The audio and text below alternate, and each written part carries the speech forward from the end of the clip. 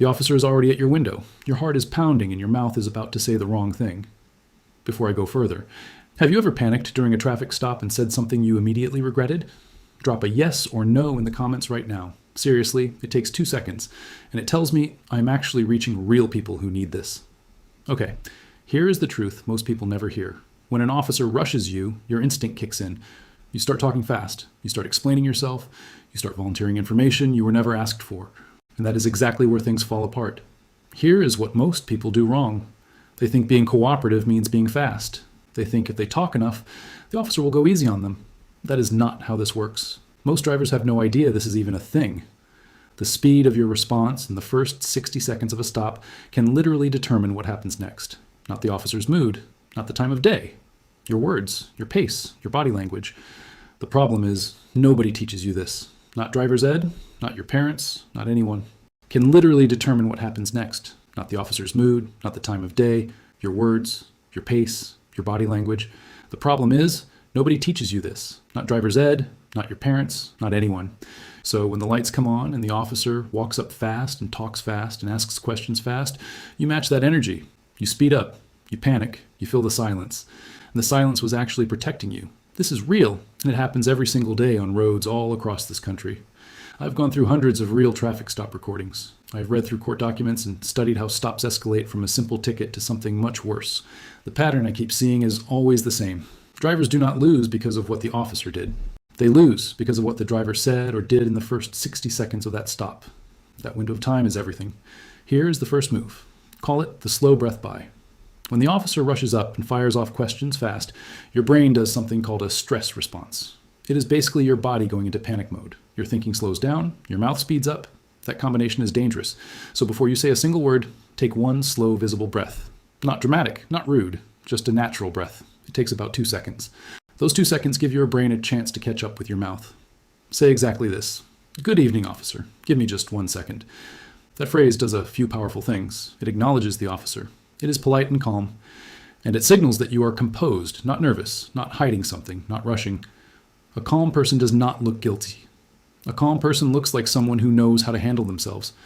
This phrase also buys you a small but real moment to breathe and think before you start answering anything. You are not refusing to talk. You are not being rude. You are just slowing the pace down to yours instead of theirs. You set the tempo. You do not have to match anyone else's energy just because they are in a uniform. Now, before I keep going, I want to be clear about something. Everything I am sharing with you today is for educational purposes only. This is not legal advice, and I am not your lawyer. Every state has its own laws and rules about traffic stops. If you are dealing with a serious legal situation, please talk to a licensed attorney in your area. Okay, now back to what I was saying. Here's the second move. Call it the document dance. A lot of officers will ask for your license and registration in the same breath before you even answer the first question. And when you scramble to get your documents, you look rushed, nervous, and disorganized. That impression sticks. Here's what you should do instead. Tell the officer exactly what you are about to do before you do it. Every single movement. People do not realize that an officer's training tells them to watch your hands and your body during a stop. If you reach suddenly without saying anything, that creates tension. Real tension. Say exactly this. I am happy to get that for you. My license is in my wallet, in my back pocket, and my registration is in the glove box. I'm going to reach for them now. Is that okay? This works because it narrates your movements before you make them. It removes uncertainty. It shows you are calm, aware, and cooperative. And asking is that okay is not weakness. It is smart. It invites a yes from the officer, and that yes keeps the interaction calm and professional. You are not scrambling. You're handling it. Real quick. If nobody has ever taught you any of this before, give this video a thumbs up right now. Most people go their whole driving lives without knowing even one of these things. Let us change that together. Now here's number 3. Here's the third move. Call it the silence shield. After you hand over your documents, most drivers feel this urge to keep talking. They explain where they were going. They explain why they were going fast. They apologize. They tell a whole story. Stop doing that. Silence is a legal tool. That is plain English for saying that you are not required to explain yourself to fill quiet moments. Most people think that silence looks suspicious. It does not. Talking too much looks suspicious. And more importantly, extra information you give for free can be used later. Say exactly this. I prefer not to answer questions without speaking to an attorney first. You do not have to shout this. You do not have to be rude. You say it calm and flat, like you are reading a weather report. This phrase activates something called your Fifth Amendment right. That means you have the legal right to not answer questions that could get you in trouble. You are not confessing. You are not refusing to cooperate. You are just choosing not to add fuel to a fire. An officer cannot legally punish you for choosing to remain silent. They might not like it, but it is your right, and it is there to protect you. Silence is not guilt. Silence is strategy. Here's the fourth move. Call it the consent catcher. This one is huge, and most drivers blow it without realizing what happened. An officer might say something like, "Do you mind if I take a look in your car?" And most people say, "Sure, go ahead," before their brain even registers what they just agreed to. And most people say, "Sure, go ahead," before their brain even registers what they just agreed to. What you just did is called giving consent to a search. That means you gave the officer legal permission to look through your vehicle without a warrant, without needing any other reason. You did it voluntarily, and now anything they find can be used against you. Say exactly this: "I do not consent to any searches." That is it. Short, calm, clear. You're not accusing the officer of anything. You're not being hostile. You're simply using your Fourth Amendment right. That is the right that protects you from unreasonable searches. If the officer has a real legal reason to search your car, that is the right that protects you from unreasonable searches. If the officer has a real legal reason to search your car, they do not need your permission anyway. So saying no to a consent search costs you nothing and protects you. Most people do not know they can say this. Now you do, and you cannot unsee it. I need to ask you something real quick.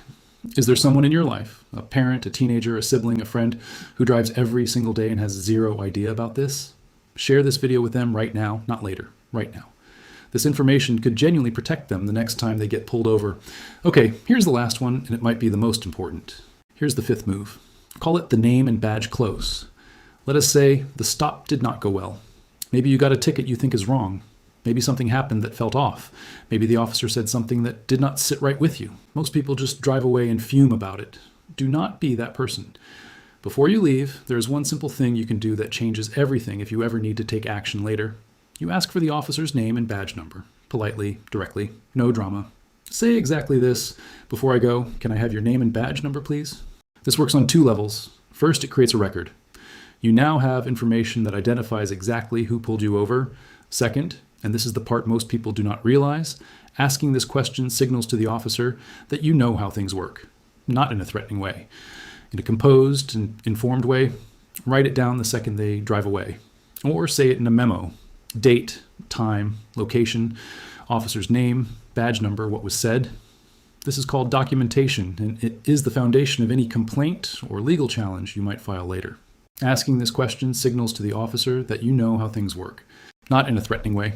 In a composed and informed way, write it down the second they drive away. Or say it in a memo. Date, time, location, officer's name, badge number, what was said. This is called documentation, and it is the foundation of any complaint or legal challenge you might file later. You are not helpless after the lights turn off. You are building your record in real time. Now, here's your summary. You just went through 5 real moves that most drivers will never know. The first one was the slow breath by. Take one visible breath. It slows everything down and puts you in control of the pace. The second one was the document dance. Narrate every movement. It removes tension and keeps the stop professional. The third one was the silence shield. Stop filling quiet moments. Use your right to stay silent and prefer not to answer questions. The fourth one was the consent catcher. Never agree to a search. Say clearly that you do not consent. It protects you from a lot. The fifth one was the name and badge close. Always get them. Document everything immediately. Build your record right there.